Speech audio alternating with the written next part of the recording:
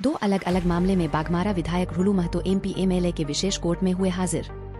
धनबाद के बागमारा विधायक रुलू महतो सोमवार को दो अलग अलग मामले में धनबाद एमपी एमएलए के विशेष कोर्ट में हाजिर हुए।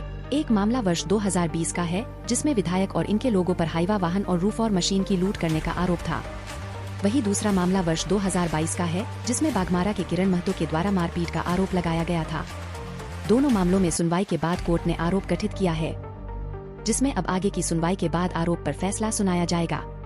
कोर्ट से बाहर निकलने के बाद विधायक रुलू महतो ने कहा कि धनबाद के पूर्व एसएसपी के द्वारा झूठा मुकदमा दर्ज कर फंसाया गया था। सभी मामले झूठे हैं, सभी मामले में हमारी जीत होगी। वहीं रुलू महतो के वकील राधे श्याम गोस्वामी ने कहा कि राज्य में सरकार बदलने के बाद विधायक पर कई झूठा मामला दर्ज कराया था। कई मामले में सुनवाई चल रही है। आज मामले में आरोप गठित किया गया, जिस पर अब आगे सुनवाई होगी। आप जानते हैं, जब सरकार बदला तो भारतीय जनता पार्टी के ये नेता रहे, तो सरकार बदलने के कारण इनके 12-13 केस लगातार, जो पुराना से पुराना 2 साल 4 साल 1 साल जो मिलते गया, लाइन से इनके विरुद्ध में बहुत सारा केसेस कर दिया। और आप लोग देखे हैं कि कई तरह का केस हुआ, सब में रिहा होते गए। आज उनको 2 मामले में आरोप गठन किया गया।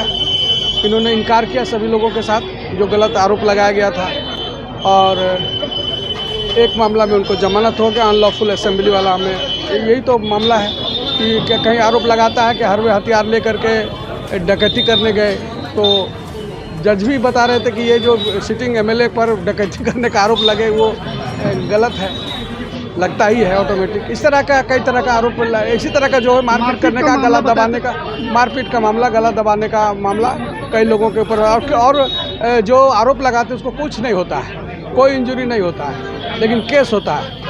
तो अब चार्ज फ्रेम हो गया, और हम लोग पूरा जानते हैं कि राजनीतिक प्रतिद्वंदी के कारण इनके छवि को खराब करने के उद्देश्य से कई केस किया गया। जितना भी केस कहाँ का मामला था और कब का मामला है? सब महुदा बागमारा क्षेत्र का था, उनके विधानसभा क्षेत्र का है, उधर का ही मामला है। पुराना मामला है, सब पुराना। छेड़खानी का मामला इनके साथ कुछ नहीं है, बट केस में तो आजकल होता है 307 लगेगा, जान मारने का प्रयास किया, उसमें छेड़खानी का किया, हरवे हथियार लेके गया, इस तरह का आरोप लगाया जाता है और वो लगा है। तो वो सब किसी के साथ, लेकिन राजनीति से प्रेरित, सब राजनीति से प्रेरित है। आज क्या हुआ इनके साथ, क्या फैसला? आज फैसला का मतलब आज आरोप गठन हुआ है 2 केसेस में, और गवाह आएगा फिर बताएगा। आप जैसे देखें अन्य केसेस में हुआ, कोई भी गवाह ने अपना केस को साबित नहीं कर सका, निर्दोष रिहा हुआ। हम लोग को लगता है कि आने वाला समय में जो गवाह है, जो साक्ष्य आएगा सो मनगढ़ंत है, तो वो निश्चित रूप से टूटेगा न्यायालय में, वो बोल नहीं पाएगा, क्योंकि वो बनावटी केस बनाया गया है। बनावटी तो टिकता नहीं है कोर्ट में, यही निश्चित। आरोप गठन हुआ है क्या? आरोप गठन हुआ 2 केस। सच और धर्म के रास्ते पर चलने वाला व्यक्ति जो होता है ना, उस पर चोर, क्रिमिनल, बदमाश जो होता है, उस पर आरोप लगाता ही है। अरे बराबर में रखना, लेवल में जो पूर्व एसएसपी संजीव कुमार थे, उनके द्वारा कोयला चोरी, मर्डर, हत्या, लूट करवाने का मात्र एक लक्ष्य, एक सोच था। उसका विरोध सिर्फ और सिर्फ अगर कोई किया तो ढुल्लू महतो किया, एक जनप्रतिनिधि होने के नाते। इसलिए झूठा मुकदमा हम पर किया है।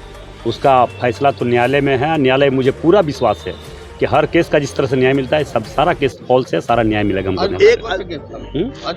आज एक मामला छोटा मारपीट का, खाने का, बस यही सब, और कौन चीज।